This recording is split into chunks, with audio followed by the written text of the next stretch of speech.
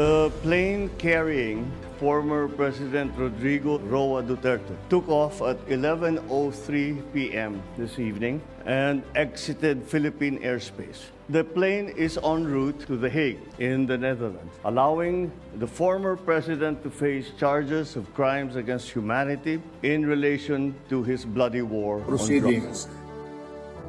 I say to you, I will continue to serve the country. So be it. Ganun ang destiny. Wala nang utang na loob, sinungaling pa. Mga boss, noong di pa tumakbo bilang presidente ng Pilipinas, itong si PBBM mga boss, at mayor pa ng Davao City, si Tatay Digong or PRRD or PRRD mga boss, ay todo ang papuri ni BBM at dating Speaker Martin Romualdez mga boss, dahil sa noong sumalanta ang Bagyong Yolanda sa Leyte, mismo sa Tacloban, Leyte mga boss, ay sinabi ni PBBM talagang si mayor pa siya noon mga boss, no, Rodrigo Roa Duterte ay unang nagpunta para magbigay ng tulong, nagdala ng mga pagkain, gamot at mga nurses, doktor doon sa Leyte, Tacloban, Leyte mga boss. At talagang todo ang papuri ni PBBM dito mga boss at ng mga Romualdez. At dito, ipapakita ko sa inyo yung video mamaya mga boss at kayo nang humusga. Hindi lang yan mga boss, todo din ang papasalamat ni PBBM nung mailibing ang kanyang ama sa libingan ng mga bayani, na ang dahilan ay si PRRD mga boss ang talagang naglakas loob dahil sa marami ng nakaraang dating Pangulo ng Pilipinas ay hindi ito malibing-libing at tinaharangan ito.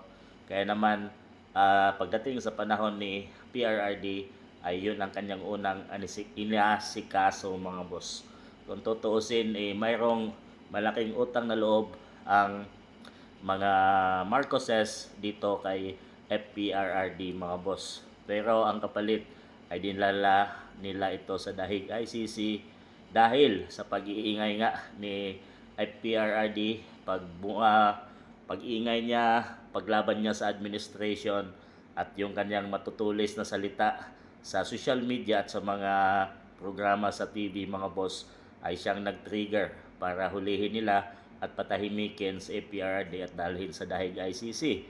So ito mga boss, ang mga pinagsasabi ni BBM nung di pa siya naging Pangulo ng Pilipinas at ng mga Romualdez, lalong-lalo na itong si Martin Romualdez, tungkol dito kay PRRD na hindi pa presidente noon at mayor pa lang at nung mailibing yung kanyang ama mga boss. So kayo nang humusga.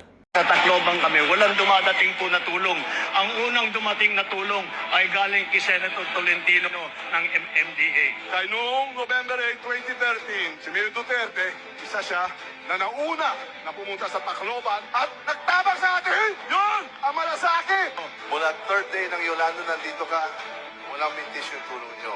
Sa totoo lang po, kung hindi po sa tulong ninyo, hindi kami makabangon dito. Sa Tacloban kami, walang dumadating po na tulong. Ang unang dumating na tulong ay galing kay Senator Tolentino. Si President Rodrigo Duterte nga after 2 days nagdala siya kay siya po ikasi nga taga Leyte. So siya ang una nga nitabang sa ato nagdala og mga doctors ug mga relief goods. That he is probably the first local government official to come to Leyte bringing relief goods and other medical assistance during the typhoon of Yolanda. Hindi makakalimutan niya ng mga Taclobanon, ng mga Waray, na talagang noon pa, hindi pa naman siya presidente, hindi naman siya kailangan pumunta doon. Mayor siya ng Davao, pero pumunta siya ron siya mismo at ang dami niyang dalang mga doktor, marami siyang dalang gamot, marami siyang dalang relief goods at nakiramay naman siya doon sa mga napinsala doon sa Yolanda. At hanggang ngayon, hindi namin makalimutan yun. At panay ang pasalamat pa rin ng mga waray, ng mga Taclobanon sa kanyang tulong at sa kanyang malasakit na ipinakita. President Rodrigo Roa Duterte built more and better than all the administrations succeeding my father's.